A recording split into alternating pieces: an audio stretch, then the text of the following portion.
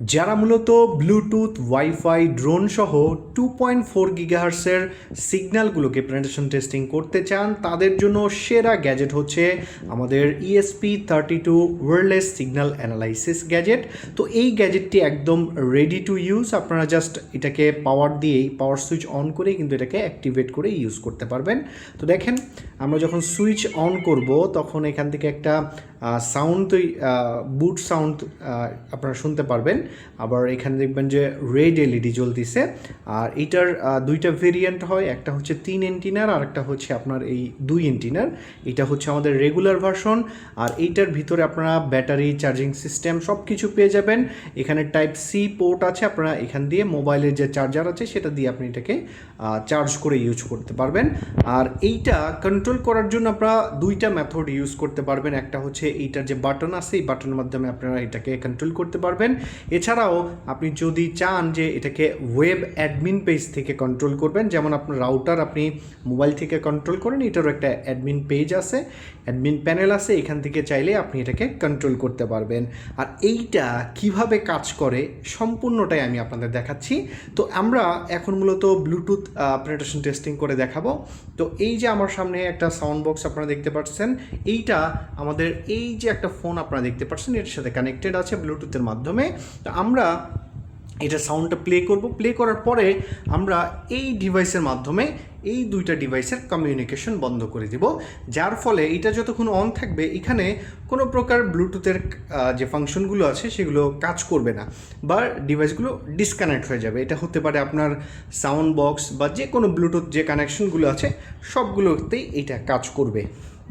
আর এইটা অবশ্যই আপনার পার্সোনাল কাজের জন্য ইউজ করবেন, অন্য কারো ডিস্টার্ব করা বা ক্ষতি করার জন্য ইউজ করবেন। এটা জাস্ট আপনার ওয়্যারলেস সিগন্যালগুলোকে টেস্ট করার কাজে ব্যবহার করবেন। তো এখন আমরা এটার যে মিউজিকটা আছে এটা প্লে করব। প্লে করে তারপর এটা আমি আপনাদের লাইভ টেস্ট করে দেখাবো এটা কীভাবে কাজ করে। তো আমি মিউজিকটা প্লে করলাম। তো দেখতে পাচ্ছেন মিউজিকটা প্লে হচ্ছে এখানে। এখন আপনারা খেয়াল করেন, এটাকে আমরা এখন বাটন দিয়ে কন্ট্রোল করবো। এটাকে অ্যাক্টিভেট করলাম, ডিভাইসটা রান হয়ে গেল। এখন আমরা জাস্ট এটাকে অ্যাক্টিভেট করবো, এটাকে জাস্ট একটা ক্লিক করলেই আমাদের এটা রান হয়ে যাবে। তো আমি ক্লিক করলাম, তো দেখতে পাচ্ছেন ইজিলি বন্ধ হয়ে গেছে। তো আমরা জাস্ট আবার ডিভাইসটা বন্ধ করে দিলেই দেখতে পাচ্ছেন সাউন্ড আবার ব্যাক চলে আসছে। আবার আমরা ডিভাইসটা অ্যাক্টিভেট করলাম, জাস্ট এইটা একটা বাটন প্রেস করবো। আপনারা দেখেন একদম অ্যাকুরেটভাবে কাজ করবে। দেখতে পাচ্ছেন বন্ধ হয়ে গেছে। এখন আমি যদি আবার এটাকে বন্ধ করে দিই, দেখবেন এখন আর সাউন্ড চলছে না, কারণ আমার এখান থেকে টোটালি ব্লুটুথটাই ডিসকানেক্ট হয়ে গেছিলো। তো আমরা আবার ব্লুটুথটা আবার কানেক্টেড করে নিই, ব্লুটুথ আবার কানেক্টেড হয়ে গেছে। তো এখন আমরা আবার প্লে করি, দেখেন